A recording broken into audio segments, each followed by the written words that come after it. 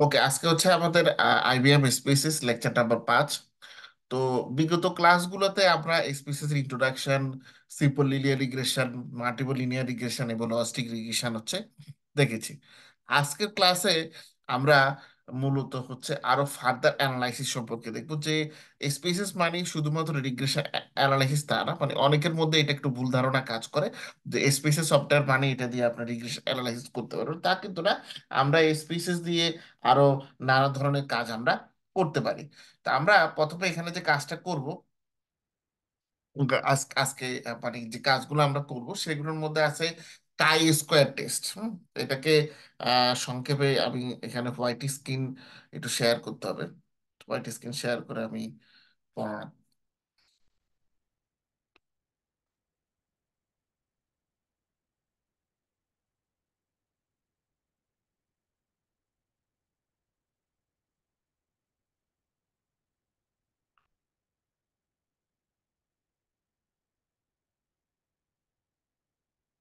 ওকে, আমরা কাই square test, এটাকে অনেকে চি উচ্চারণ করতে থাকে, আমি এটাকে চি উচ্চারণ করবো। এটাকে বলা হয় কাই স্কোয়ার টেস্ট, ঠিক আছে?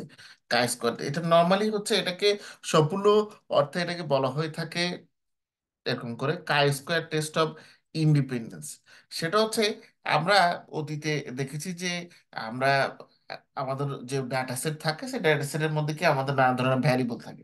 তো ভ্যারিয়েবল গুলোর একে অপরের সম্পর্ক আমরা দেখার চেষ্টা করি, বা ভ্যারিয়েবল গুলোর মধ্যে যে ডিপেন্ডেন্ট এবং ইন্ডিপেন্ডেন্ট ভ্যারিয়েবল আছে সেটার মধ্যে যে সম্পর্ক বা অ্যানালাইসিস অফ রিলেশনশিপের ক্ষেত্রে আমরা রিগ্রেশন অ্যানালাইসিস ইউজ করি। বাট সব ক্ষেত্রে যে রিগ্রেশন অ্যানালাইসিস করব তা কিন্তু না। আমাদের যে রিসার্চের যে কোশ্চেন আছে, রিসার্চের কোশ্চেন এবং রিসার্চের টাইপের উপর ভিত্তি করে আমাদের অ্যানালাইসিসটা চেঞ্জ হবে। তো সে কারণে অনেক ক্ষেত্রে দেখা যায় যে আমাদের শুধুমাত্র এই এই ধরনের কিছু অ্যানালাইসিস করতে হয়, যেমন হচ্ছে কাই স্কোয়ার টেস্ট আছে, তার মধ্যে তার পরবর্তীতে আছে হচ্ছে আপনার পিয়ারসন কোরিলেশন টেস্ট আছে। হুম, তার পরবর্তীতে আছে হচ্ছে ওয়ান স্যাম্পল টি টেস্ট, ছোট হাতের টি। তার পরবর্তীতে আছে পেয়ার স্যাম্পল টি টেস্ট। এর পরবর্তীতে আছে আবার ইন্ডিপেন্ডেন্ট স্যাম্পল টি টেস্ট একটা আছে। মানে টি টেস্টের মধ্যেই টি টেস্ট তিন ধরনের আছে, হ্যাঁ। ইন্ডিপেন্ডেন্ট স্যাম্পলস, টি টেস্ট। তার পরবর্তীতে আছে ওয়ান ও অ্যানোভা। এর পরবর্তীতে আছে টু ওয়ে আছে, মানে অ্যানোভার আবার ক্লাসিফিকেশন আছে, ওটাতে যাচ্ছি আমরা এক এক এক এক করে হচ্ছে বলি। তো প্রথমে হচ্ছে কাই স্কোয়ার টেস্ট সম্পর্কে হচ্ছে বলি। কাই স্কোয়ার টেস্ট অফ ইন্ডিপেন্ডেন্ট হচ্ছে যে আমাদের আপনার ভ্যারিয়েবল দেওয়া থাকে একটা ডেটা সেটের মধ্যে। তো ভ্যারিয়েবল গুলোকে আমরা ইন্ডিপেন্ডেন্ট এবং ডিপেন্ডেন্ট হিসেবে ভাগ করতে পারি। আর একটা ভাগ হচ্ছে কি, ভ্যারিয়েবল গুলোকে আমরা দুটা ভাগে, দুটা ক্লাসিফিকেশনে ভাগ করতে পারি। কি কিছু কিছু ভ্যারিয়েবল হতে পারে কি কোয়ান্টিটেটিভ ভ্যারিয়েবল, আর কিছু কিছু ভ্যারিয়েবল হতে পারে কোয়ালিটেটিভ ভ্যারিয়েবল। কোয়ান্টিটেটিভ ভ্যারিয়েবল আর কিছু কিছু হচ্ছে কি কোয়ালিটেটিভ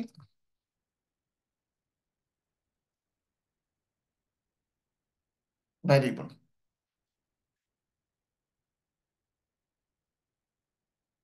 ওকে, এখন এই কাই স্কোয়ার টেস্টটা আমরা নর্মালি করে থাকি যে আমাদের যদি কোয়ান্টিটেটিভ ভ্যারিয়েবল না, যদি কোয়ালিটেটিভ আমাদের ভ্যারিয়েবল দেওয়া থাকে, হ্যাঁ, এখন সেটা কোয়ালিটেটিভ ইন্ডিপেন্ডেন্ট ভ্যারিয়েবল হতে পারে, কোয়ালিটেটিভ ডিপেন্ডেন্ট ভ্যারিয়েবল হতে পারে।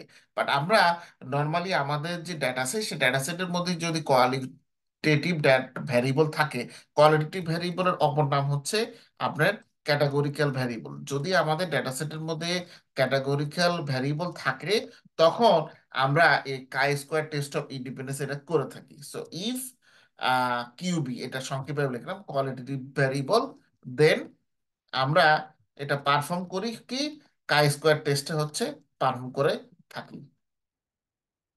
দেন কাই স্কোয়ার টেস্ট।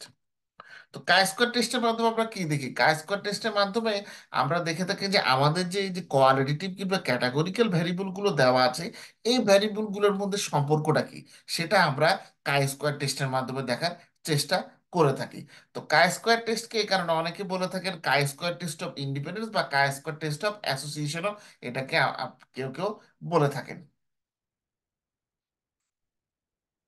আচ্ছা, কাই স্কোয়ার টেস্টটা নর্মালি কোন পজিশনে ইউজ করা হয় দেখেন। কাই স্কোয়ার টেস্টটা আমরা শুধুমাত্র কোয়ালিটেটিভ ভ্যারিয়েবল গুলোকে কম্পেয়ার করার কাজেই হচ্ছে আমরা এটাকে ইউজ করতে পারি। মানে আমাদের যে কোয়ালিটেটিভ কিন্তু ক্যাটাগরিক্যাল ভ্যারিয়েবল আছে সেটাকে কম্পেয়ার করার কাজে আমরা কাই স্কোয়ার টেস্ট অফ ইন্ডিপেন্ডেন্স হচ্ছে ইউজ করতে পারি, ঠিক আছে। অন্য কোনো কাজে মানে কন্টিনিউয়াস ভ্যারিয়েবল বা আপনার কোয়ান্টিটেটিভ ভ্যারিয়েবলের সাথে কম্পারিজনের জন্য কিন্তু আমরা কাই স্কোয়ার টেস্ট ইউজ করি না। ক্যাটাগরিক্যাল ভ্যারিয়েবলের সাথে ক্যাটাগরিক্যাল ভ্যারিয়েবলের তুলনার জন্য আমরা কাই স্কোয়ার টেস্ট আমরা ইউজ করে থাকি। কারণ কি? কারণ কাই স্কোয়ার টেস্ট আপনার ক্যাটাগরিক্যাল ভ্যারিয়েবলের মধ্যে সম্পর্ক আছে কিনা সেটা নিয়ে সে হচ্ছে কথা বলে। তার মানে it assesses only associations between categorical variables and not other variables.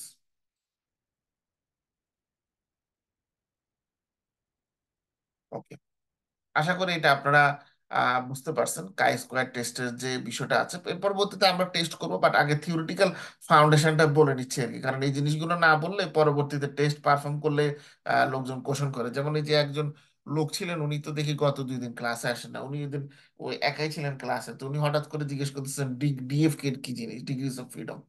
তো এই জিনিসগুলো আসলে নর্মালি এই ক্লাসে বলার কথা না, কারণ বেসিক স্ট্যাটিস্টিক্স কোর্সে এগুলো ধরে নেওয়া হয় যে আপনারা শিখে নেন, কিন্তু তারপর যদি এখন কিছু কিছু জিনিস বলতে হয়, কিছু করার নেই আসলে।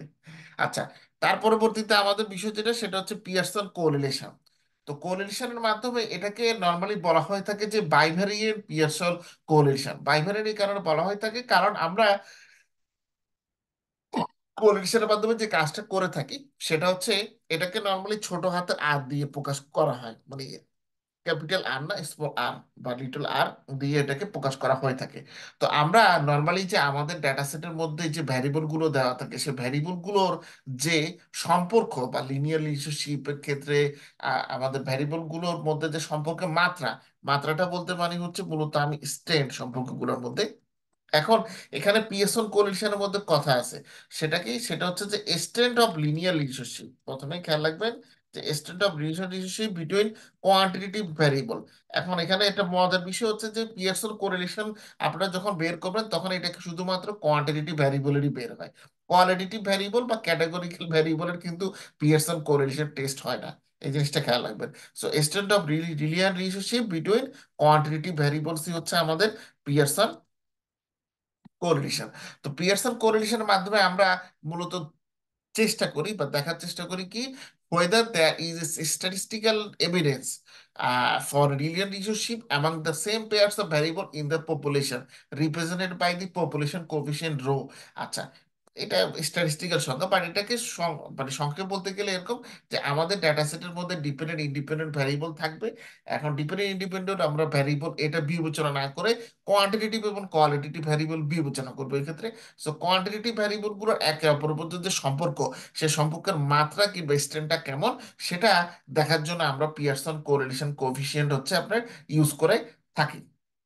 তো এই পিয়ারসন কোরিলেশনের মাধ্যমে আমরা নর্মালি যে আমাদের যে ভ্যারিয়েবল গুলো আছে, যে মানে কোয়ান্টিটেটিভ ভ্যারিয়েবল গুলো আছে সেদের মধ্যে আমরা কোরিলেশনের পেয়ার, তাদের মধ্যে পেয়ার আকারে কোরিলেশন হচ্ছে দেখে থাকি। আর তাদের মধ্যে এবং তাদের সেট অফ ভ্যারিয়েবলের মধ্যে যে কোরিলেশন, এই জিনিসটা আমরা দেখার চেষ্টা করে থাকি। তার পরবর্তীতে হচ্ছে ওয়ান স্যাম্পল টি টেস্ট। আচ্ছা, ওয়ান স্যাম্পল টি টেস্টটা হচ্ছে আপনার আমাদের এখানে তো হচ্ছে নর্মালি হচ্ছে যে পপুলেশনের মিন থাকে নর্মালি। মানে আমরা রিসার্চের ক্ষেত্রে দুইটা বিষয় থাকে, একটাকে বলা হয় স্যাম্পল আর একটাকে বলা হয় পপুলেশন। তো পপুলেশনটাও হচ্ছে সবসময় খেয়াল রাখবেন যে সম্পূর্ণ অংশ বা হোল হচ্ছে আমাদের পপুলেশন, ঠিক আছে। আর আমাদের যে পপুলেশনের যে পার্ট, হ্যাঁ আমাদের পার্ট হচ্ছে আমাদের স্যাম্পল। তো এটাকে এইভাবে সংক্ষেপে আমরা এভাবে বলতে পারি। আহ একটু দাঁড়ান, একটা মিনিট, একটা কল এসেছে।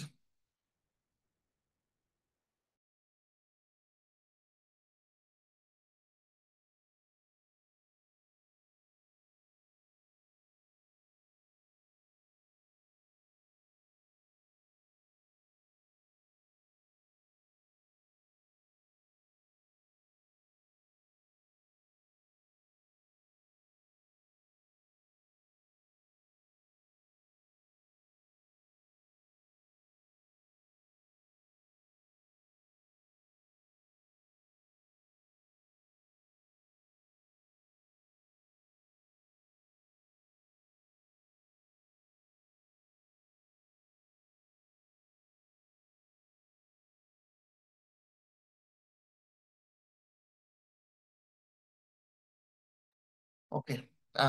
সরি, মাঝখান দিয়ে কল এসেছিল। আচ্ছা, আসলে একটা জিনিস ইদানিং খুব ব্যস্ত সময় যাচ্ছে, আপনাদের সাথে এটা ক্লাস শেষে এটা আলাপ করতে হবে বিষয়টা।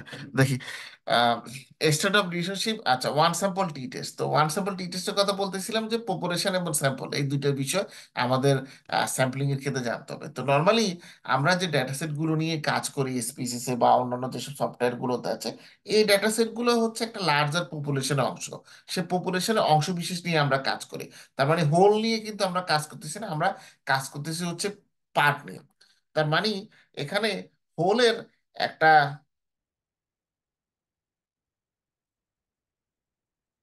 তার মানে এখানে হোলের একটা হচ্ছে মিন থাকে। আর খেয়াল রাখবেন, স্যাম্পলেরও একটা মিন থাকে। মিন মানে কি? Average value. সম্পূর্ণ অংশের মধ্যে সম্পূর্ণ ডেটা সেটের একটা যেমন মিন থাকে, আমাদের স্যাম্পলেরও একটা হচ্ছে মিন থাকে। দেখেন এই বিষয়গুলো স্ট্যাটিস্টিকের, আরে কে এত ফোন দিতেছে? আচ্ছা, আপনারা যদি স্ট্যাটিস্টিকের হচ্ছে বই, বেসিক স্ট্যাটিস্টিক্সের বই খোঁজ করেন, তখন দেখবেন এখানে সবগুলো জিনিস আছে। তা আমাকে কিছুটা স্কুইজ করে আলোচনা করতে হচ্ছে। একদম যে বইয়ের মতো ডিটেলস আলোচনা করলে তো আমাদের ক্লাস হচ্ছে স্ট্যাটিস্টিক ক্লাসে, এটা স্ট্যাটিস্টিক্সের ক্লাসে কনভার্ট হয়ে যাবে। তখন আর স্পিসের ক্লাস থাকবে না। স্পিসের জন্য যে মোটামুটি যতটুকু নলেজ দরকার আমি সেটা দেওয়ার আপনার চেষ্টা করতেছি। তো পপুলেশনের একটা মিন থাকবে, কারণ পপুলেশন একটা বড় একটা সংখ্যা। তো সে এই অনেকগুলো ভ্যারিয়েবল, আমার অনেক সবগুলো ভ্যারিয়েবল সেখানে থাকবে, সবগুলো ডেটা সেট সেখানে থাকবে। তো সেটার একটা মিন থাকবে। স্যাম্পল যেহেতু পপুলেশনের অংশ, তাই পপুলেশনেরও আপনার স্যাম্পলেরও কি একটা মিন থাকবে। এখন আমরা ওয়ান স্যাম্পল টি টেস্টটা নর্মালি করে থাকি, সেটা হচ্ছে যে রিসার্চ করার ক্ষেত্রে আমরা আবার একটা, আমাদের একটা অনুমান থাকে। যে কোনো রিসার্চ যখন আমরা করি তখন কি আমাদের অনুমান থাকে। তো এই অনুমানটা হচ্ছে মূলত রিসার্চের ক্ষেত্রে এক ধরনের এডুকেটেড গেসিং। জীবনে খেয়াল রাখবেন যে দুই ধরনের গেসিং হচ্ছে থাকে। একটা হচ্ছে আনএডুকেটেড গেসিং, একটা হচ্ছে এডুকেটেড গেসিং, শিক্ষিত এবং অশিক্ষিত গেসিং। এটা মাথায় খেয়াল রাখলে বুঝতে পারবেন কিভাবে। শিক্ষিত মানুষের গেসিংটা হচ্ছে বা শিক্ষিত গেসিংটা হচ্ছে অনেকটা তথ্য নির্ভর বা রেজনিং নির্ভর। এখানে হচ্ছে রেজনিং থাকে, ঠিক আছে, রেজনিং ডিপেন্ডেন্ট। রিজনের উপরে ভিত্তি করে আপনি এই মানে কোনো কিছুকে গেস করে থাকেন। আর আনএডুকেটেড যে গেসিংটা, সেই গেসিং এর ক্ষেত্রে যে জিনিসটা থাকে সেটা হচ্ছে, এটা হচ্ছে ইমোশন ডিপেন্ডেন্ট। এটা আবেগের উপরে নির্ভর করে আপনার গেস করেন, ঠিক আছে। তো নর্মালি এডুকেটেড গেসিংটা রিসার্চের ক্ষেত্রে আমরা বলে থাকি যে আমাদেরকে ধরে নিতে হয় কিছু জিনিস আছে। যেমন আমরা এটাকে বলে থাকি হাইপোথিসিস। হুম। তো রিসার্চের ভাষায় এটাকে বলা হয় হাইপোথিসিস। তো হাইপোথিসিস কি জিনিস? হাইপোথিসিস হচ্ছে মূলত এক ধরনের গ্রেসিং। কি ধরনের গেসিং? সেটা হচ্ছে যে রিসার্চের ক্ষেত্রে আমরা যেহেতু ডেটাসেট নিয়ে কাজ করি, সো ডেটাসেট নিয়ে কাজ করার সময় আমাদের অনেক ধরনের ইয়ে থাকে, এক্সপেকটেশন থাকে। হ্যাঁ, এক্সপেকটেশনটা মানে হচ্ছে ধরেন আমাদের তো প্রত্যেকটা রিসার্চের ক্ষেত্রে কি একটা রিসার্চ কোশ্চেন আমাদের থাকে। নর্মালি যদি আমরা একটা রিসার্চ পেপারকে ভাগ করি, তো ভাগ করলে দেখবেন সে রিসার্চ পেপারটাতে মূলত রিসার্চ কোশ্চেন আছে আর রিসার্চ অবজেক্টিভ আছে। হুম। এই রিসার্চ কোশ্চেন, রিসার্চ অবজেক্টিভস, এই এই দুটোটার অ্যান্সার মিলেই কিন্তু নর্মালি একটা রিসার্চ পেপার তৈরি হয়। মানে আমরা যদি সিম্পল ইকুয়েশন দেখাই যে একটা রিসার্চ কোশ্চেন এবং রিসার্চ অবজেক্টিভের আনসার মিলে কি একটা রিসার্চ পেপার তৈরি হয়। তো তখন আপনার রিসার্চ হাইপোথিসিস হচ্ছে মূলত এক ধরনের স্টেটমেন্ট, যেটার মাধ্যমে আমরা রিসার্চ কোশ্চেনকে ইন্ট্রোডিউস করি। এবং এই রিসার্চ কোশ্চেনটার ফলাফল মানে এক্সপেকটেশন, যে ধরেন আমার গবেষণার এই কোশ্চেনগুলো হচ্ছে আমার গবেষণা ক্ষেত্রে কি রিসার্চ কোশ্চেন। তো এই গবেষণাটা করলে আমি প্রশ্নগুলোর কেমন উত্তর পেতে পারি, সেটা একজন গবেষক হিসেবে কি আমার এক্সপেকটেশন থাকে। তো আমার যে এক্সপেকটেশনটা এই রিসার্চ কোশ্চেনের উত্তর কি হতে পারে, সেটাকে আমি নর্মালি রিসার্চ হাইপোথিসিসের সাহায্যে প্রকাশ করার চেষ্টা করে থাকি। ঠিক আছে, এবার বুঝতে গেলেন। এখন অনেক সময় দেখা যায় কি, আপনারা রিসার্চ হাইপোথিসিস অনুযায়ী, আমরা রিসার্চ কোশ্চেন অনুযায়ী রিসার্চ হাইপোথিসিস রেডি হলো, কিন্তু অনেক সময় দেখা যায় আমি যে ডেটাসেট নিয়ে নিয়ে হচ্ছে কাজ করতেছি, সেখানে যে পপুলেশন মিনটা আছে, সে পপুলেশন মিনটা আমাদের হাইপোথিসিসের যে ভ্যালুটা আছে বা আপনি যে ভ্যালুটা ধরে নিয়েছি যে এটা হতে পারে কোনো কিছুর ভ্যালু, সেটা থেকে ডিফারেন্ট। যখন এরকম ডিফারেন্ট হবে, তখন সেটা ডিফারেন্ট কিনা এটা তো আপনারা এমনি বুঝতে পারবো না, এটার জন্য আমাদের টেস্ট করতে হবে। সো কোনো প্রকার ডিফারেন্স আমাদের পপুলেশন মিনের চাইতেও আমাদের হাইপোথেসাইজ যে ভ্যালুটা আছে বা নোন ভ্যালু যেটা, বা আমরা যে ভ্যালুটাকে বিলিভ করতেছি সেটা ভিন্ন কিনা, সেটা দেখার জন্য আমরা ওয়ান স্যাম্পল টি টেস্টটা হচ্ছে করে থাকি। আশা করি এবার বুঝতে পারছেন, আর বাস্তবে অ্যাপ্লাই করলে তখন আর একটু বুঝতে পারবেন। ওকে, এরপর হচ্ছে পেয়ার স্যাম্পল টি টেস্ট। তো পেয়ার স্যাম্পল টি টেস্টের ক্ষেত্রে যেটা হচ্ছে যে আমরা আমাদের এখানে দুইটা মেজারমেন্টের কম্পাউন্ড আমরা এই যখন আপনার ওয়ান স্যাম্পল টি টেস্টের কথা যখন বলতেছি সেখানে একটা স্যাম্পলের কথা আমরা কিন্তু দেখতেছি। আর যখন পেয়ার স্যাম্পল বলতেছি তখন একের অধিক আমরা স্যাম্পল নিয়ে কথা বলতেছি। পেয়ার মানে কি, জোর জোর স্যাম্পলের কথা আমরা মূলত এখানে দেখতেছি। তো পেয়ার স্যাম্পল টি টেস্টের মাধ্যমে আমরা মূলত দুইটা মেজারমেন্ট হচ্ছে নিয়ে থাকি। দুটা মেজারমেন্ট, সেটা কিরকম? সেটা হতে পারে, ধরেন আমি একটা ভালো এক্সাম্পল দিতে পারি যে বায়োটেকনোলজি থেকে। খুব মানে আইডিয়াল একটা এক্সাম্পল। বায়োটেকনোলজি ল্যাবে ধরেন আপনি কাজ করেন। তো সেখানে কাজ করার সময় ধরেন হচ্ছে আপনি ব্যাকটেরিয়া ক্যান্সারের জীবাণু নিয়ে কাজ করতেছেন। তো ক্যান্সারের জীবাণু নিয়ে কাজ করার সময় আপনি দেখলেন যে আপনার ক্যান্সারের একটা মেডিসিন নিয়ে কাজ করতেছেন। তো আপনি প্রথমে যে কাজটা করলেন সেটা হচ্ছে যে আপনি আপনার যে সাবজেক্টগুলো আছে সেগুলোকে ক্যান্সারের জীবাণু দিয়ে কি আপনি মানে ইয়ে করলেন, আক্রান্ত করলেন। আক্রান্ত করার পরে আপনার যে মেডিসিনটা আছে বা আপনার যে প্রপোজ যে সলিউশনটা আছে সেটা তাদের উপরে আপনি অ্যাপ্লাই করলেন। তাদের উপরে অ্যাপ্লাই করার আগে তাদের কেমন অবস্থা ছিল, এবার অ্যাপ্লাই করার পরে তাদের কেমন অবস্থা হলো, তাহলে কি দুই ধরনের সিচুয়েশন পেলেন না? স্যাম্পল কিন্তু একটাই, বাট আমরা কি সিচুয়েশন পেলাম দুই ধরনের। তো নর্মালি এরকম দুই ধরনের সিচুয়েশনের ক্ষেত্রে আমরা পেয়ার স্যাম্পল টি টেস্ট করতে পারি। যখন আপনি দুইটা মেজারমেন্ট নেবেন কিন্তু স্যাম্পল হচ্ছে সেম ইন্ডিভিজুয়াল বা সেম অবজেক্ট বা সেম ইউনিট, হুম, তখন আমরা নর্মালি কি আমরা এই পেয়ার স্যাম্পলটা করতে পারি। তো পেয়ার স্যাম্পলটার ক্ষেত্রে নর্মালি খেয়াল রাখবেন আমরা যে মেজারমেন্টটা নিতেছি, পেয়ার মেজারমেন্টটা, এই পেয়ার মেজারমেন্টটা নর্মালি দুইটা ডিফারেন্ট টাইম পিরিয়ডে নেওয়া হয়ে থাকে। এই যে পোস্ট এবং প্রি, আমি যেটা বললাম প্রথম হচ্ছে প্রি, তারপর হচ্ছে পোস্ট। মেডিসিন দেওয়ার পূর্বে, মেডিসিন দেওয়ার পরে, মানে ডাক্তার আহ, এটা অনেকটা ওরকম আর কি যে ওষুধ মানে এটাকে সহজে খেয়াল রাখবেন এভাবে করে কি, যে বিবাহের পূর্বে কেমন ছিলাম, বিবাহের পরে কেমন হইলাম। ঠিক আছে, এটা যারা ব্যাচেলার আছেন তারা সেভাবে খেয়াল রাখবেন।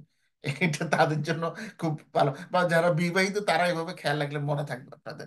ঠিক আছে, একটা মেমোরি হিটস আর কি, আর কিছু না, এটাকে সিরিয়াস ভাবে ধরার কিছু নেই। ওকে, তারপরে এটা হচ্ছে যে নর্মালি এই মেজারমেন্টে যখন আমরা নিই, এটা দুইটা ডিফারেন্ট কন্ডিশনের ক্ষেত্রে আমাদের নেওয়া নেওয়া আমরা হয়তো দুইটা ডিফারেন্ট কন্ডিশনে নিতে পারি, অথবা দুইটা ডিফারেন্ট টাইমে আমরা সেটা নিতে পারি, অথবা মেজারমেন্টটা নেওয়ার সময় আমরা দুই ভাগে ভাগ করে সাবজেক্টটাকে হচ্ছে নিতে পারি। ঠিক আছে, যেমন ফার্স্ট হাফ, সেকেন্ড হাফ, এরকম করে।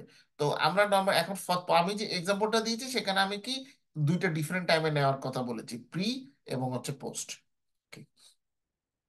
তো pair pair pair sample t টেস্টের আরেকটা নাম হচ্ছে ইন্ডিপেন্ডেন্ট টি টেস্ট, অথবা পেয়ার টি টেস্ট, অথবা এটাকে বলা হয় রিপিটেড মেজার টি টি টেস্ট। এর পরবর্তীতে হচ্ছে ইন্ডিপেন্ডেন্ট স্যাম্পল টি টেস্ট। ইন্ডিপেন্ডেন্ট স্যাম্পল টি টেস্টটা বুঝতে পারতেছি আমরা, এখানে যে স্যাম্পল গুলো থাকবে তারা হবে কি ইন্ডিপেন্ডেন্ট। তো মানে এখানে আমরা মূলত দুটো ইন্ডিপেন্ডেন্ট স্যাম্পল আমরা গ্রুপের কথা হচ্ছে বলতেছি, টু ইন্ডিপেন্ডেন্ট গ্রুপস। দুইটা ইন্ডিপেন্ডেন্ট আপনার গ্রুপ থাকবে।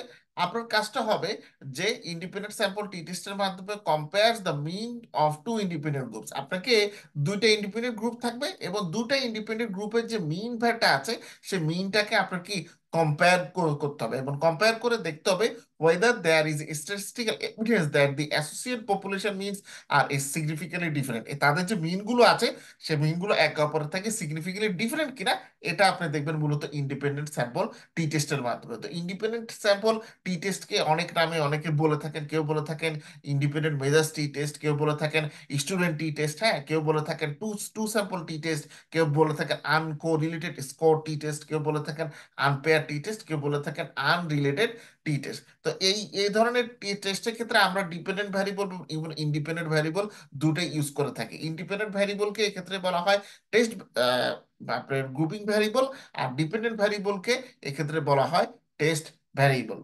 তার পরবর্তীতে হচ্ছে অ্যানোভা।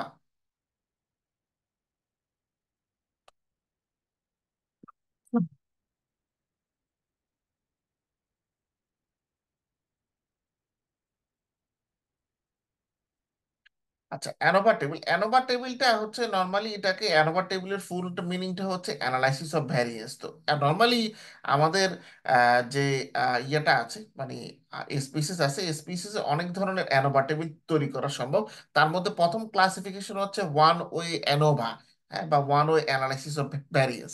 তো এখানেও খেয়াল রাখবেন যে অ্যানোভা টেবিলের ক্ষেত্রেও আমাদের মোটামুটি two or more independent groups থাকে। ঠিক আছে, two or more independent groups থাকতে হবে। তাহলে আমরা মোটামুটি তাদের আমরা আমরা অ্যানোভা টেবিলটা করতে পারবো। তো অ্যানোভা টেবিলকে অনেকে বলে থাকেন ওয়ান ফ্যাক্টর অ্যানোভা, অথবা one way analysis of variance, অথবা বিটুইন সাবজেক্টস অ্যানোভা নামও তারা বলে থাকেন।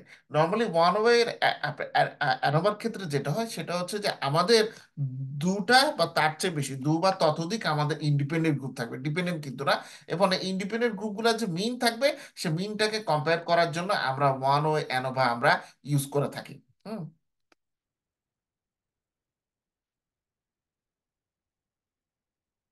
আমাদের দুটো ইন্ডিপেন্ডেন্ট গ্রুপ থাকবে, দুটো ইন্ডিপেন্ডেন্ট গ্রুপকে যে মিনটা আছে, সে মিনটা কম্পেয়ার করার জন্য আমরা ওয়ান ওয়ে অ্যানোভা ইউজ করে থাকি।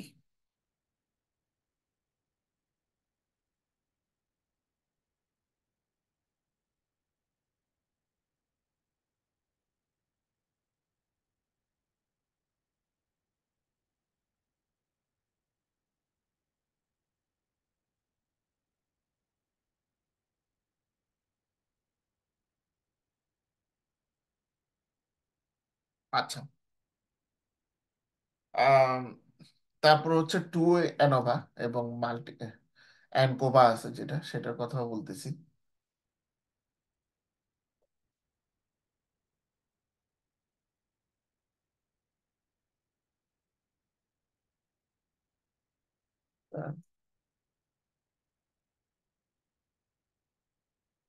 টু এ অ্যানোভা, টু এ অ্যানোভাটা হচ্ছে আপনার, আমাদের হচ্ছে গ্রুপ থাকবে। তো গ্রুপগুলোকে আমরা যখন তাদের ডিপেন্ডেন্ট ইন্ডিপেন্ডেন্ট ভ্যারিয়েবল ভিত্তি করে হচ্ছে ভাগ করব, ভাগ করার পরে তাদের মিনটা আমরা এক্ষেত্রে দেখার চেষ্টা করবো। মানে টু এ অ্যানোভার ক্ষেত্রেও আমাদের হচ্ছে কি গ্রুপ থাকবে, দুবার ততোধিক গ্রুপ থাকবে। বা গ্রুপগুলোকে আমরা তাদের যে ইন্ডিপেন্ডেন্ট ভ্যারিয়েবল আছে, দুটা ইন্ডিপেন্ডেন্ট, এক্ষেত্রে মূলত গ্রুপগুলোকে তাদের দুটা ইন্ডিপেন্ডেন্ট ভ্যারিয়েবলের উপর আমরা ভাগ করব। ভাগ করে তারপরে তাদের যে মিনটা আছে, সে মিনগুলোকে আমরা কি কম্পেয়ার করবো। এটা হচ্ছে আমাদের টু ওয়ে অ্যানোভা। ওকে। আরেকটা আছে আমাদের অ্যানকোভা। মানে অ্যানোভা একটা আছে, অ্যানোভা একটা আছে, আপনার অ্যানকোভা। আচ্ছা, অ্যানোভাটা আমরা নর্মালি ইউজ করে থাকি, এটা লিখি, না বল, না লিখলে আপনাদের হয়তো এটা বানান বুঝতে। একটা হচ্ছে অ্যানোভা, আমরা যেটা করতেছি এটা হচ্ছে অ্যানালাইসিস অফ ভ্যারিয়েন্স। এটা আমরা নর্মালি করে থাকি যে আমাদের মিনগুলোর গ্রুপ আছে, আমাদের অনেকগুলো গ্রুপ আছে, সো গ্রুপগুলোর মধ্যে যে সিগনিফিকেন্ট ডিফারেন্সটা আছে গ্রুপগুলোর মিন ভ্যালুর মধ্যে, সেটা আমরা বের করার জন্য অ্যানোভা ইউজ করে থাকি। তাহলে আমরা বলতে পারি to find the significant differences in means among groups. To find the significant differences in means among group, এটার জন্য আমরা ইউজ করে থাকি, আমাদের একাধিক গ্রুপ থাকবে। সো গ্রুপগুলোর মধ্যে যে মিন ভ্যালুটা আছে গ্রুপগুলোর মিন ভ্যালুর মধ্যে কি সিগনিফিকেন্ট ডিফারেন্স আছে সেটা বের করার জন্য আমরা অ্যানোভা ইউজ করে থাকি। আর অ্যানকোভা আমরা কি জন্য হচ্ছে ইউজ করি? অ্যানকোভা আমরা ইউজ করি মূলত to find the to find the significant differences in means while contouring for the effects of one or more covariance। সেটা হচ্ছে, এটাও আমরা নর্মালি আমাদের যে গ্রুপগুলো আছে সেই গ্রুপগুলোর মধ্যে সিগনিফিকেন্ট ডিফারেন্ট খোঁজ করার ক্ষেত্রে আমরা ইউজ করে থাকি। তবে এক্ষেত্রে আমরা যে এক বা একাধিক যে কোভ্যারিয়েটস আছে তাদেরকে কন্ট্রোল করার পরে তারপর আমরা এই জিনিসটা দেখার চেষ্টা করে থাকি। এর পরবর্তীতে হচ্ছে আমাদের ম্যানকোবা।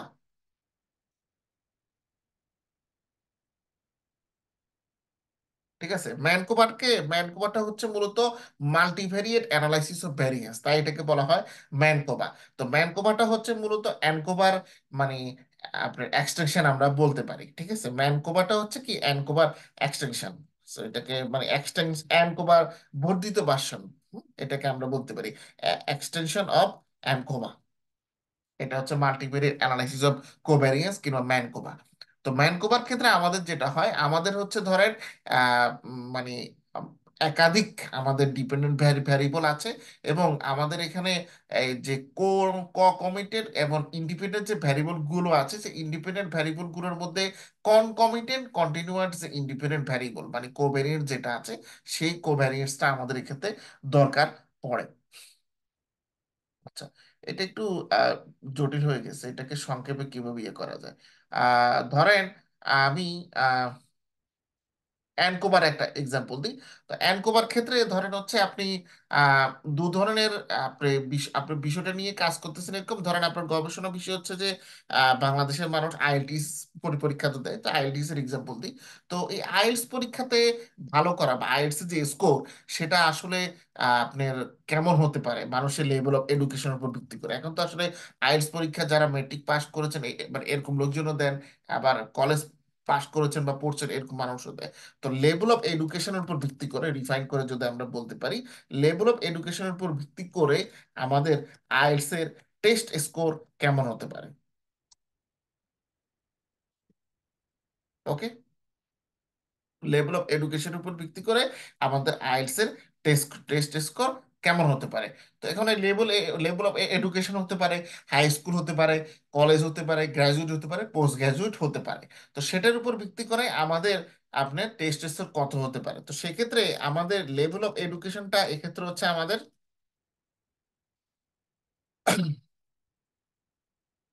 Independent variable. আমি সংক্ষেপে এটাকে আইভি লিখি, ইন্ডিপেন্ডেন্ট ভ্যারিয়েবল। আর টেস্ট স্কোরটা হচ্ছে আমাদের ডিপেন্ডেন্ট ভ্যারিয়েবল কিংবা হচ্ছে ডিবি। ওকে, এখন নাম্বার অফ হাওয়ার্স, এখন এটার সাথে কোভ্যারিয়েন্স কোনগুলো আসবে। আমি বলেছি যে কোভ্যারিয়েন্স এর কথা আপনাদের তো খেয়াল থাকবে। কোভ্যারিয়েন্সটা মানে হচ্ছে এই যে আমরা উপরে লেভেল অফ এডুকেশনের কথা বলতেছি বা ইন্ডিপেন্ডেন্ট ভ্যারিয়েবলের কথা বলতেছি, তার মধ্যে হাই স্কুলে কিন্তু সবাই সমানভাবে পড়াশোনা করেনি। কেউ ব্লগিং করছে, ঠিক আছে, কেউ পড়াশোনা করছে। হ্যাঁ, এরকম মানুষজন আছে। দেখেন না আমাদের দেশে ইদানিং ডিবেট চলতেছে, ব্লগ করা লোকজন গাড়ি কি কিনে ফেলছে, বাকিরা কি কি করছে। এরকম এডুকেশনের ভ্যালু নিয়ে দেখছেন যে রাস্তার টোকাইরাও এখন প্রশ্ন করতেছে। তো এটা হচ্ছে অবস্থা আর কি। তো যাই হোক, আহ, আপনার তো কোভারিজটা হচ্ছে এরকম যে সে কত সময় পড়াশোনা করেছে বা কতটুকু সময় সে আসলে জ্ঞান অর্জনের ক্ষেত্রে হচ্ছে ব্যয় করেছে। এই জিনিসটা কিন্তু person to person, people to people কি বা ইন্ডিভিজুয়াল টু ইন্ডিভিজুয়াল ভ্যারি করবে। এটাই হচ্ছে আমাদের কোভ্যারিয়েন্স, নাম্বার অফ আওয়ার্স স্টাডিং। তো এই level of education, independent variable এবং কোভ্যারিয়েন্স, নাম্বার অফ হাওয়ার্স স্টাডিং, এটা দিয়েই আমরা যে আমাদের ডিপেন্ডেন্ট ভ্যারিয়েবলটা আছে, হ্যাঁ, যে আমাদের ডিপেন্ডেন্ট ভ্যারিয়েবল হচ্ছে টেস্ট স্কোর, সেটাকে আমরা প্রেডিক্ট করার চেষ্টা করবো। তো এক্ষেত্রে ইন্ডিপেন্ডেন্ট ভ্যারিয়েবলটাকে আমরা বলতেছি কি ফ্যাক্টর, কোভ্যারিয়েন্স বলতেছি আমরা নাম্বার অফ হাওয়ার্স স্টাডিং, আর টেস্ট স্কোরটা হচ্ছে আমাদের মূলত টেস্ট স্কোর বা এটাকে আমরা বলতেছি মূলত রেসপন্স। এটা হচ্ছে আমাদের ডিপেন্ডেন্ট ভ্যারিয়েবল টেস্ট স্কোর বা এটা হচ্ছে রেসপন্স। ঠিক আছে, এটা হচ্ছে অ্যানকোবা। তো অ্যানকোবাটা নর্মালি সিঙ্গেল রেসপন্সের ক্ষেত্রে আমরা হচ্ছে ইউজ করে থাকি। আর ম্যানকোবাটার ক্ষেত্রে যেটা হয়, আচ্ছা, ম্যানকোবা আবার দু ধরনের হতে পারে। একটা হতে পারে হচ্ছে ওয়ান ওয়ে ম্যানকোবা, আর একটা হতে পারে টু ওয়ে ম্যানকোবা। তো ওয়ান ওয়ে ম্যানকোবাটা হচ্ছে এরকম যে ইন্ডিপেন্ডেন্ট ভ্যারিয়েবল একটু আগে বললাম না, লেভেল অফ এডুকেশন, সেই লেভেল অফ এডুকেশনের সাথে আমাদের যেটা হবে, আহ,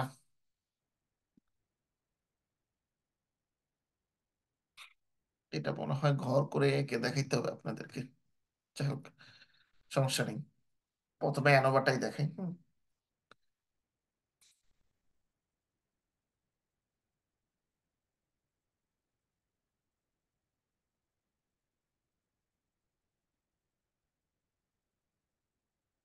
আমাদের হচ্ছে লেভেল অফ এডুকেশন,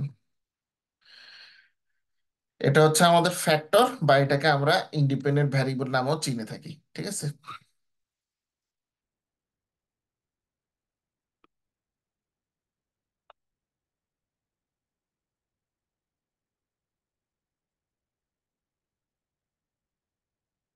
তার পরবর্তীতে হচ্ছে আমাদের নাম্বার অফ আওয়ার্স স্টাডি, পড়াশোনার ক্ষেত্রে কত সময় সে ব্যয় করেছে। এটা মূলত হচ্ছে আমাদের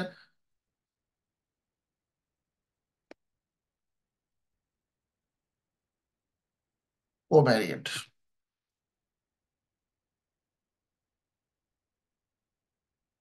ওকে, তো এই দুটার উপরে ভিত্তি করে ইন্ডিপেন্ডেন্ট ভ্যারিয়েবল বা ফ্যাক্টর এবং কোভ্যারিয়েন্টস এর ভিত্তি করে কি আমরা বের করার চেষ্টা করবো আমাদের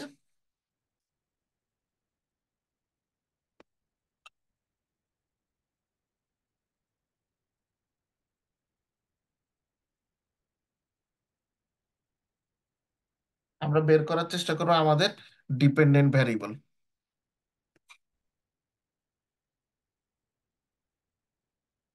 তো ডিপেন্ডেন্ট ভ্যারিয়েবলটা হচ্ছে আমাদের আইএলটিএস টেস্ট স্কোর। এটা হচ্ছে আমাদের ডিবি, ডিপেন্ডেন্ট ভ্যারিয়েবল, অথবা এটাকে আমরা বলবো হচ্ছে রেসপন্স। ঠিক আছে, এটা হচ্ছে আমাদের অ্যানকোভা। এবার ম্যানকোভাতে যাই। ম্যানকোভার ক্ষেত্রে প্রথমে হচ্ছে ওয়ান ওয়ে ম্যানকোভা। মুখে বললে এটা হয়তো এতটা ইয়ে হবে না, যার কারণে একে দেখাচ্ছি, এখন মোটামুটি আপনাদের কি এটা ক্লিয়ার হয়ে যাবে। ওকে।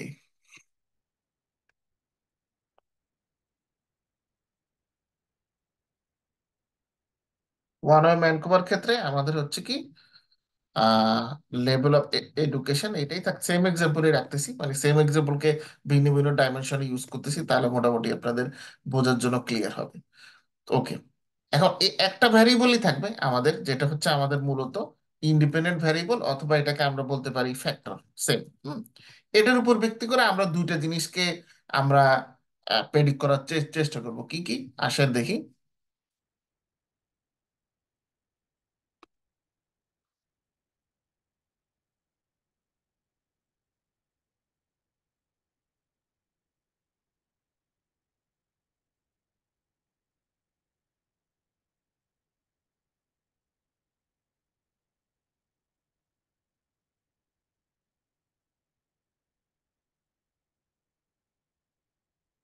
এক হচ্ছে আইএলটিএস টেস্ট স্কোর, যেটা হচ্ছে আমাদের ডিপেন্ডেন্ট ভ্যারিয়েবলস, কিংবা আমরা বলতে পারি রেসপন্স।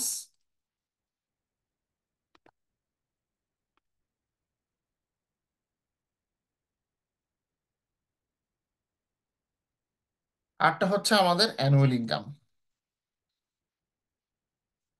এটা আমাদের ডিবি কিংবা হচ্ছে রেসপন্স। তার মানে আমরা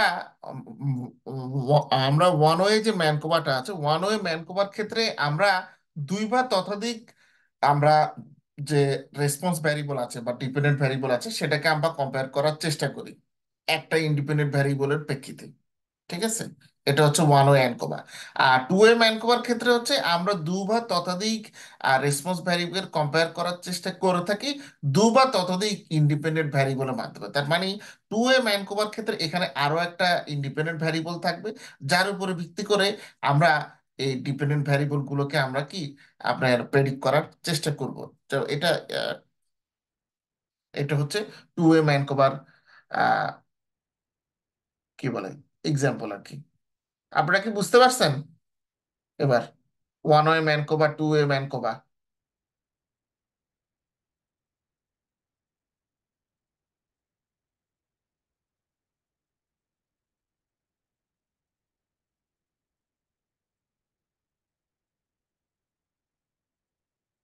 তো এদের মূলত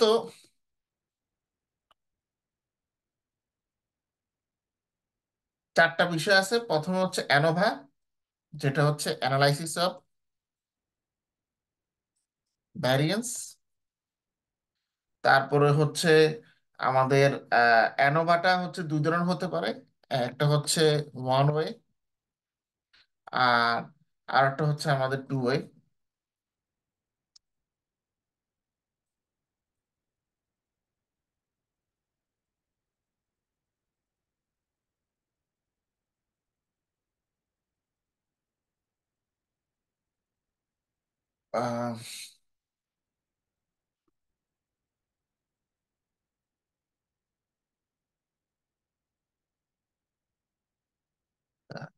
একটু টেবিল আকারে আলোচনা করি। ANOVA, analysis of variance. তো অ্যানোভাটা দু ধরনের হতে পারে। একটা হতে পারে one way ANOVA. One way অ্যানোভাটা হচ্ছে আমাদের এখানে একটা রেসপন্স ভ্যারিয়েবল থাকবে, only one continuous response variable. Two অ্যানোভার ক্ষেত্রে আমাদের যেটা হবে যে এখানে আমাদের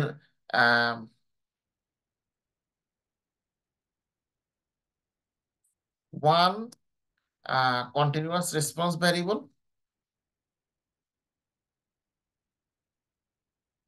compared by more than one factor variable. তারপর হচ্ছে অ্যানকোভা। হুম, অ্যানকোভা হচ্ছে আমরা, অ্যানকোভা হচ্ছে এটা হচ্ছে অ্যানালাইসিস অফ কোভ্যারিয়েন্স। ঠিক আছে। তো অ্যানকোভার ক্ষেত্রে আমি বলেছি যে অ্যানকোভা হচ্ছে, এটা আমাদের একটা রেসপন্স ভ্যারিয়েবল থাকবে, কন্টিনিউয়াস রেসপন্স ভ্যারিয়েবল, বাট আমাদের compares a continuous response variable controlling for continuous covariate, এটা হচ্ছে অ্যানকোভার ক্ষেত্রে। তারপর হচ্ছে আমাদের কি, ম্যানকোভা।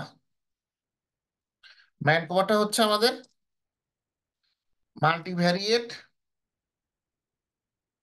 Analysis of variance, sorry, MANOVA. ম্যানকোভার আগে হচ্ছে অ্যানোভা, অ্যানকোভা, ম্যানোভা, তারপরে হচ্ছে ম্যানকোভা। ঠিক আছে। তো আমি এখন আপনাদেরকে একটু আগে যেটা বলছি, এটা ছিল হচ্ছে ম্যানোভা ছিল। ম্যানোভাটা মাল্টিভেরিয়েট অ্যানালাইসিস অফ ভ্যারিয়েন্স।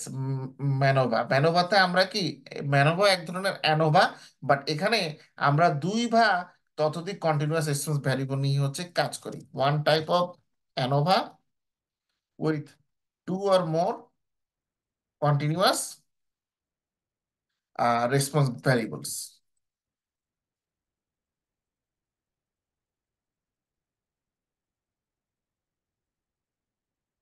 আর ম্যানকোভাটা হচ্ছে জাস্ট এরকম, এটা হচ্ছে মাল্টিভেরিয়েট অ্যানালাইসিস অফ কোভ্যারিয়েন্স।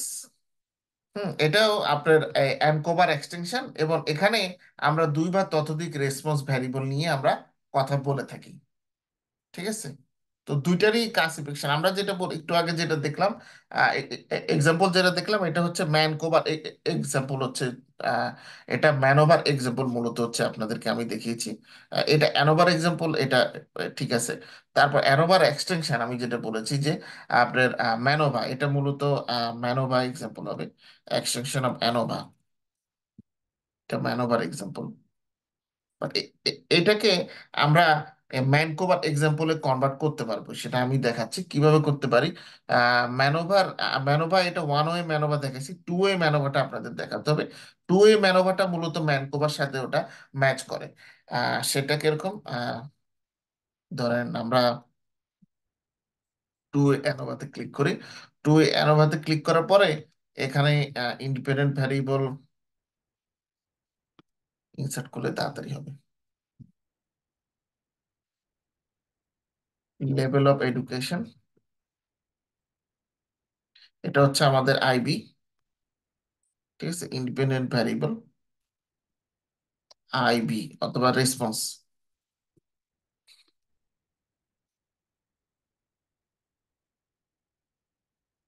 এখন এটার সাথে আমি ধরে নিলাম তার, ধরেন সাপোজ লেভেল অফ এডুকেশনের সাথে তার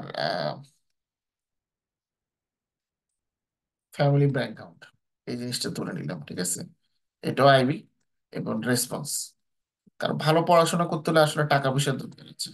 হ্যাঁ। এরপরে এটা হচ্ছে আমাদের দুইটা কি ইন্ডিপেন্ডেন্ট ভ্যারিয়েবল। এবার আমরা হাতের ডান পাশে নিব দুইটা ডিপেন্ডেন্ট ভ্যারিয়েবল। আসেন দুইটা ডিপেন্ডেন্ট ভ্যারিয়েবল নিয়ে আমরা প্রথমটা নিব হচ্ছে ওই যে আইএলটিএস এর টেস্ট স্কোর। এটা হচ্ছে আমাদের ডিবি কিংবা রেসপন্স ভ্যারিয়েবল,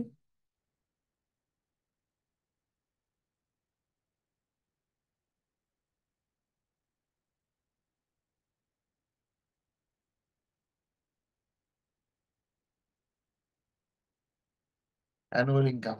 হুম, এই এই জিনিসটা আসলো। তো এখন অ্যানোভা টু এ, আপনার এই যে আমাদের ম্যানোভা, যেটা টু এ ম্যানোভার ক্ষেত্রে আমাদের যেটা হবে, এটার সাথে তো এটার একটা সম্পর্ক থাকবে ডিপেন্ডেন্ট এবং ইন্ডিপেন্ডেন্ট ভ্যারিয়েবলের। প্রথম ইন্ডিপেন্ডেন্ট ভ্যারিয়েবলের সাথে প্রথম ডিপেন্ডেন্ট ভ্যারিয়েবলের সম্পর্ক এটা থাকবে, আবার এটার সাথে দ্বিতীয় ডিপেন্ডেন্ট ভ্যারিয়েবলের কিন্তু একটা সম্পর্ক থাকবে। তার মানে এক্ষেত্রে সম্পর্কগুলোর মাত্রা হচ্ছে মাল্টি ডাইমেনশন। আবার দ্বিতীয় যে আমাদের ইন্ডিপেন্ডেন্ট ভ্যারিয়েবল আছে সেটার সাথে দ্বিতীয় প্রথম ডিপেন্ডেন্ট ভ্যারিয়েবলের সম্পর্ক থাকবে। আবার দ্বিতীয় আমাদের ডিপেন্ডেন্ট ভ্যারিয়েবলের সাথে দ্বিতীয় ইন্ডিপেন্ডেন্ট ভ্যারিয়েবলেরও সম্পর্ক থাকবে। এটা হচ্ছে টু ওয়ে, ডাবল ওয়েতে। তো এটা এটা অ্যানকোভা ম্যানোভার ক্ষেত্রেও এটা হচ্ছে সেম জিনিস, অ্যানকোভার ক্ষেত্রেও এখানে সেম জিনিস। ঠিক আছে? কিন্তু মানে ম্যানোভার ক্ষেত্রে যেটা হবে, আমরা এটা দেখেছি যেটা হচ্ছে হচ্ছে ম্যানোভা। তো ম্যানোভার ক্ষেত্রে এখানে দুইটাই কি আমাদের আপনার ফ্যাক্টর ফ্যাক্টর, আর এটা কি রেসপন্স রেসপন্স। কিন্তু ম্যানোভার ক্ষেত্রে যেটা হবে, ম্যানোভার ক্ষেত্রে এক্ষেত্রে হয়ে যাবে কি একটা প্রথমটা হবে আমাদের ফ্যাক্টর, সেকেন্ডটা হয়ে যাবে আমাদের কোভ্যারিয়েট। আর প্রথম যে দুইটা এখানে রেসপন্স রেসপন্স আসবে সেটা ঠিকই থাকবে। ঠিক আছে? আশা করি আপনাদের ক্লিয়ার হয়ে গেছে এবার। কারো কোনো কোশ্চেন থাকলে জিজ্ঞেস করতে পারেন। এই যে থিওরিতেই আজকে এত টাইম গেল ক্লাসে, নেক্সট ক্লাসে প্র্যাকটিস করতে হবে আর কি।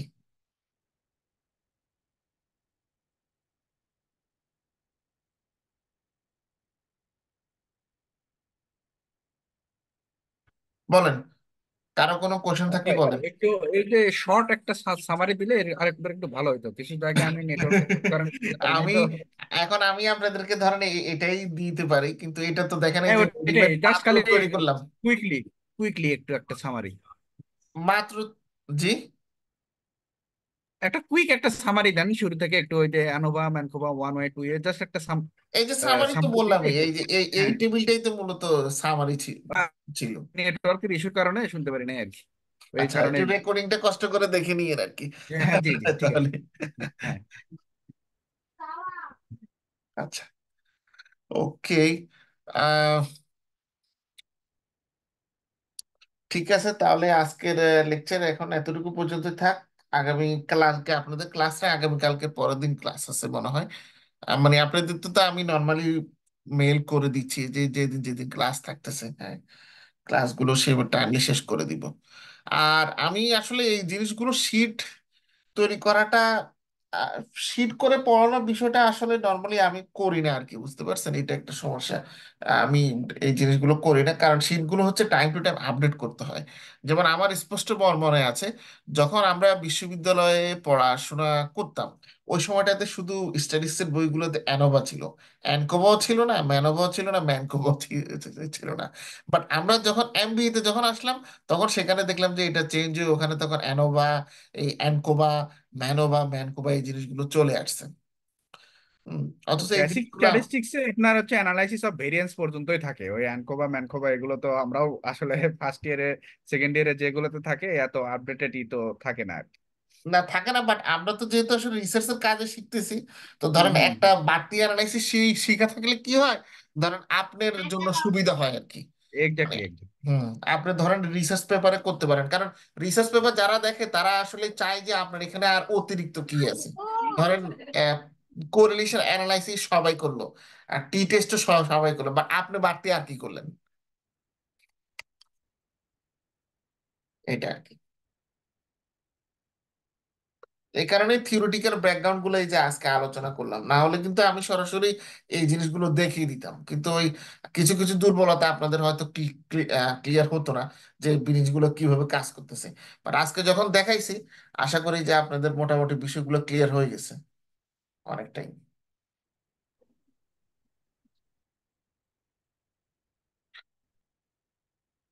ওকে, তাহলে সবাই ভালো থাকবেন, সুস্থ থাকবেন। আগামী ক্লাস হচ্ছে দেখা হবে রুটিন, মানে মেল পেয়ে যাবেন আপনাদের ক্লাসের। ওকে, ঠিক আছে ভাই, thank you. Okay, okay, thank ঠিক ইউ। আছে। আর আসসালামু আলাইকুম। জি, ওয়ালাইকুম আসসালাম। আর আপনি কি কোনো প্রশ্ন আছে? না ভাই, আমি বুঝছি আপনি লাস্টে যখন এই টেবিলটা রাখলেন না, টেবিলটা হুম, করলেন আর ওই যে অ্যানোভা ম্যানকোভা, তারপর কানেকশন যখন বুঝলেন যে ফ্যাক্টর, তারপর রেসপন্স গুলা, এগুলা তখন বুঝছি, সমস্যা নেই। আচ্ছা আচ্ছা।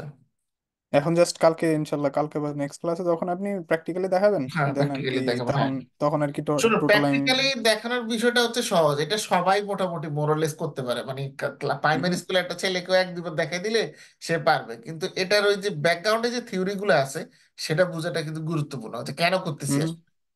কারণ সব এক্স্যাক্টলি। সিচুয়েশনে তো আপনি ধরেন সব সব ক্ষেত্রে আপনি অ্যানোভা ইউজ করতে পারবেন না, সব ক্ষেত্রে আপনি ম্যানোভা ইউজ করতে পারবেন না। কোন সিচুয়েশনে কি জিনিস ইউজ করবেন, হুম এই হুম। জিনিসটা জানা থাকাটা খুব বেশি গুরুত্বপূর্ণ আর কি। জি জি, আমি আমি আমি এই যতক্ষণ না পর্যন্ত আপনি এই ইয়ে না করতেছিলেন, ততক্ষণ এর আগে আমার প্রশ্ন ছিল যে আচ্ছা এতগুলা আপনি আমার ইয়ে দেখাইতেছেন, আমি আসলে ইউজ করব কোনটা, তখন বুঝলাম যে না, যখন দেখানো শুরু করছেন তখন বুঝলাম যে ওকে, তাইলে এটা আমি কি রিসার্চ করতেছি, আমি কি ফাইন্ড আউট করতে চাইতেছি, আমার কতগুলা ফ্যাক্টর আছে, আমার কি কি ইয়ে ডেটা আছে, আমি কিসের উপর কি চাইতেছি, কোন রেসপন্স চাইতেছি, ওটার উপর ডিপেন্ড করে দেন আমি কিন্তু এই আর কি জিনিসগুলো আফসোস দেখেন ইউজ করবো। এস্টাডিক্স এর বইগুলো তো কিন্তু এইভাবে দেওয়া নাই। সেই এটা জন্যই একটা তো বড় আফসোস। শিখা দরকার ছিল এক্স্যাক্টলি। এইভাবে, কিন্তু এইভাবে লেখা নাই। না, এভাবে লেখা নেই। তারা এক্স্যাক্টলি। যেটা শিখাইছে যে এস্টেটিক্স এর মানে, আমি জানি না আসলে, হয়তো ওনারা অনেক পণ্ডিত মানুষ বা আমি হয়তো ছোট মানুষ অনেক, কিন্তু তারা যেভাবে বই লিখছে সেভাবে হচ্ছে আপনাকে তারা ম্যাথ করা শিখিয়ে দিছে, সলিউশন করা, প্রবলেম থাকবে সলভ করবেন, ভ্যালু বের করবেন। কিন্তু এই জিনিসগুলো কোনটা কোন কাজে লাগবে সেটাই তো আমাদের শিখা হয়নি। এক্স্যাক্টলি। এখন ধরেন আপনি, তারা হচ্ছে আপনাকে বলতেছে কি যে হ্যাঁ আপনি মাছ বাজারে গেলে মাছ পাবেন, কিন্তু মাছ ধরে খাওয়াটা শিখাইতেছে না।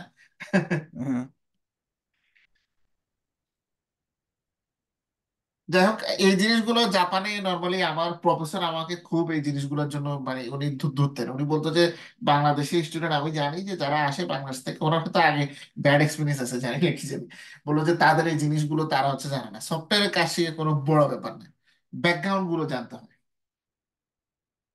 যে হোয়াই, কেন আমি করতেছি।